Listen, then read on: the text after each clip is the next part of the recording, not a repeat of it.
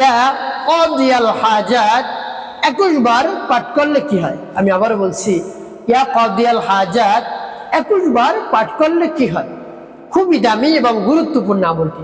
এই আমলটি আপনি শিখে রাখুন, আপনার কাজে রাখবেন। এই আমলটি কখন কিভাবে করবেন, কোন নিয়মে করবেন, আমলটি করে কিভাবে আপনি উপকৃত হবেন আমি বলে দিচ্ছি।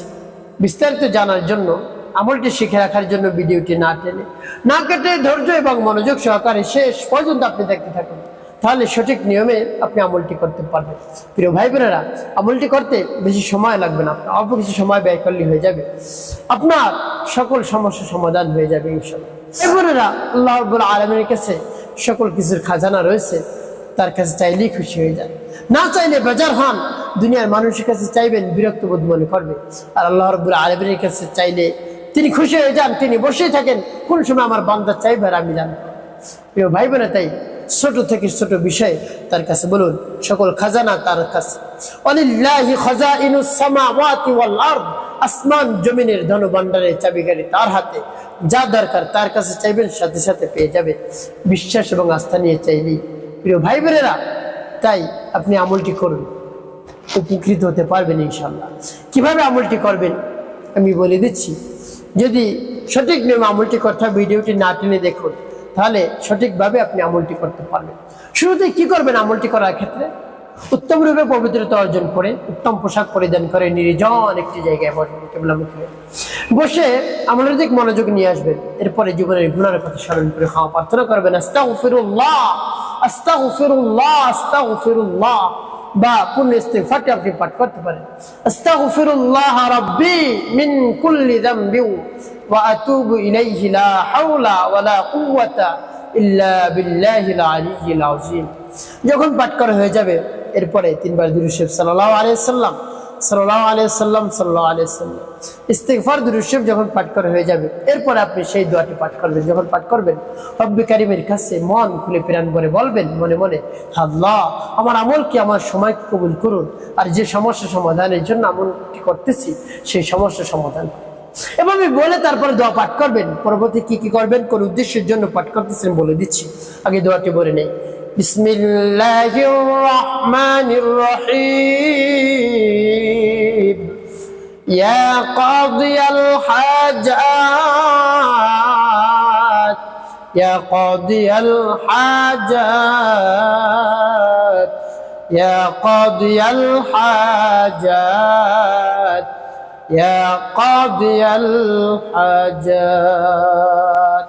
এভাবে যখন পাঠ করা হয়ে যাবে, এরপরে কি করবেন একটু ফুরিয়ে, তারপর আপনি আবার পাঠ করবেন, বিসমিল্লাহির রহমানির রহিম, ইয়া কাদিয়াল হাজাত ইয়া কাদিয়াল হাজাত ইয়া কাদিয়াল হাজাত ইয়া কাদিয়াল হাজাত। তারপর আপনি মনে ধরেন আবার পাঠ করবেন, বিসমিল্লাহির রহমানির রহিম, ইয়া কাদিয়াল হাজাত ইয়া কাদিয়াল হাজাত ইয়া কাদিয়াল হাজাত ইয়া কাদিয়াল হাজাত। তারপর আপনি মনে ধরেন আবার পাঠ করবেন, পাঠ করছেন কতবার পাঠ করবেন? 21 বার পাঠ করবেন। শেষে আপনি পাঠ করবেন, ইয়া যাল জালালি ওয়াল ইকরাম ইয়া যাল জালালি ওয়াল ইকরাম ইয়া যাল জালালি ওয়াল ইকরাম। সর্বশেষ নবীজি সাল্লাল্লাহু আলাইহি ওয়াসাল্লামের মহব্বত নিয়ে, ভালোবাসা নিয়ে 5 বার দুরূদ ইব্রাহিম পাঠ করবেন। আল্লাহুম্মা সাল্লি আলা মুহাম্মাদ ওয়া আলা আলি মুহাম্মাদ কামা সাল্লাইতা আলা ইব্রাহিম ওয়া আলা আলি ইব্রাহিম ইন্নাকা হামিদুম মাজিদ।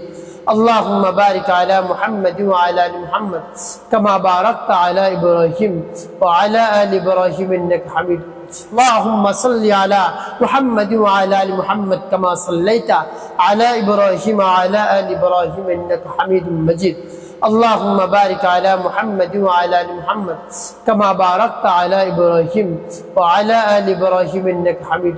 اللهم صل على محمد وعلى آل محمد كما صليت على إبراهيم وعلى آل إبراهيم إنك حميد مجيد. اللهم بارك على محمد وعلى آل محمد كما باركت على إبراهيم وعلى آل إبراهيم إنك حميد. اللهم صل على محمد وعلى آل محمد كما صليت على إبراهيم وعلى آل إبراهيم إنك حميد مجيد. اللهم بارك على محمد وعلى آل محمد كما باركت على إبراهيم وعلى آل إبراهيم إنك حميد مجيد. এবং যখন পাঠ করা হয়ে যাবে এরপরে কি করবেন? আপনি ফু দিবেন, ভিডিও ভাইবেন, আপনি আমলটি করা শেষ। কোন উদ্দেশ্যের জন্য আমল করলেন? আপনার যত ধরনের চাহিদা রয়েছে, যত ধরনের চাওয়া পাওয়া রয়েছে, যত ধরনের প্রয়োজন রয়েছে সব মিটিয়ে দিবেন আল্লাহ রাব্বুল আলামিন তার কাছে যদি বলতে পারে। আপনি কঠিন রোগে আক্রান্ত হয়ে পড়েছেন, কঠিন বিপদের মধ্যে পড়ে আছেন, মুসিবতের মধ্যে পড়ে আছেন, মিথ্যা মামলা মোকদ্দমায় ফেসে আছেন, স্বামী স্ত্রীর মধ্যে দ্বন্দ্ব, মনোমালিন্য, তারপরে ভালোবাসার মানুষ চলে গিয়েছে, সন্তান অবাধ্য, টাকা নেই, পয়সা নেই, সম্পদ নেই, অর্থ নেই, কিছু নেই, রব্বুল কারীমের কাছে বলুন এই দোয়াটি পাঠ করুন, ইয়া কাদিয়াল হাজাত, সকল ধরনের হাজত আল্লাহ রাব্বুল আলামিন পূরণ করে দিবেন, সকল প্রয়োজন আল্লাহ রাব্বুল আলামিন মিটিয়ে দেবেন ইনশাআল্লাহ। প্রিয় ভাই বোনেরা, এভাবে পরিপূর্ণ আস্থা নিয়ে, বিশ্বাস নিয়ে যদি আমলটি করতে পারেন উপকৃত হতে পারবেন। একটি কাজ আপনাকে করতে হবে, 5 ওয়াক্ত নামাজ আদায় করতে হবে, মানুষের খেদমতে কল্যাণী কাজ করবেন, অবশ্যই আপনার জীবন সুখময় হবে, শান্তিপূর্ণ হবে।